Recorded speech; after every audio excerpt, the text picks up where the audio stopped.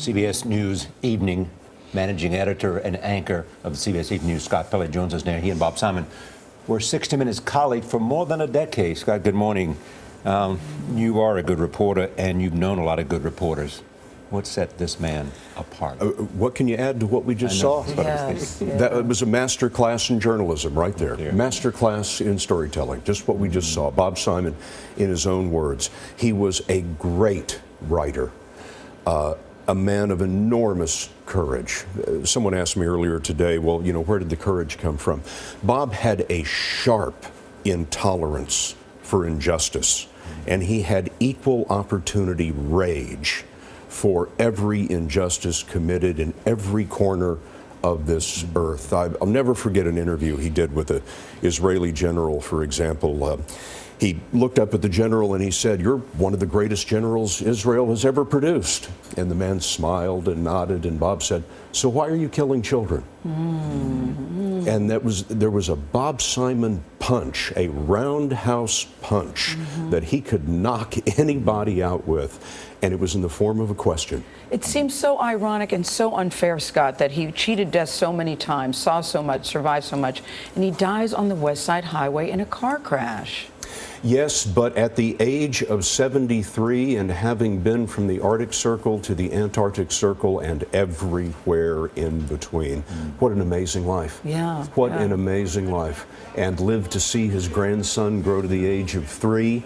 Which was the joy. He once told, my wife once asked him, "What's it like to be a granddad?" And he said, "Well, there is one perfect child." Yeah. And it was wonderful. I have to tell you a quick anecdote, if I may. When I was a young know-nothing correspondent here at CBS in the 1980s, Saddam invaded Kuwait, and Bob was sent to be the lead correspondent on what would become the Gulf War, and I was sent essentially to be his understudy.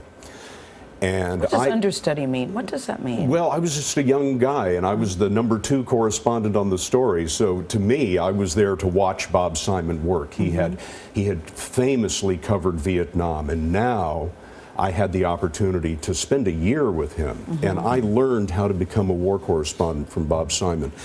And we had a plan that if there was ever an air raid where our CBS bureau was, we would all muster in the bureau, everyone would be accounted for, and we'd go to the bomb shelter.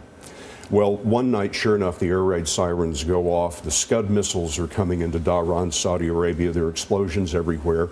Everybody musters in the bureau. We can't find Bob. There's no Bob. I found him. He was on the roof. Whoa, in the middle of this. He was on the roof, on the phone with CBS Radio, describing the explosions as they landed. I think the word.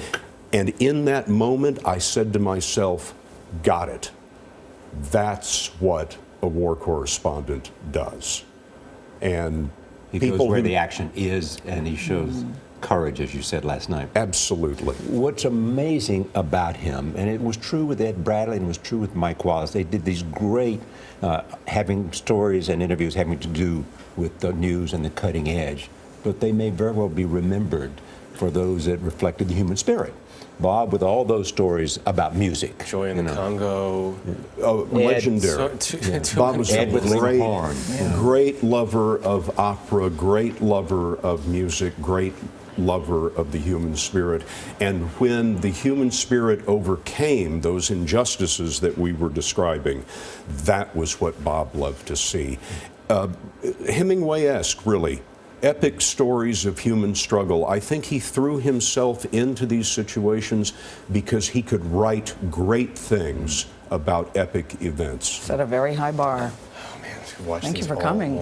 Great Scott to be with Pelley. you. Thank you, Scott. Thank you. Scott. Scott continues our coverage of the life and career of Bob Simon tonight on the CBS Evening News.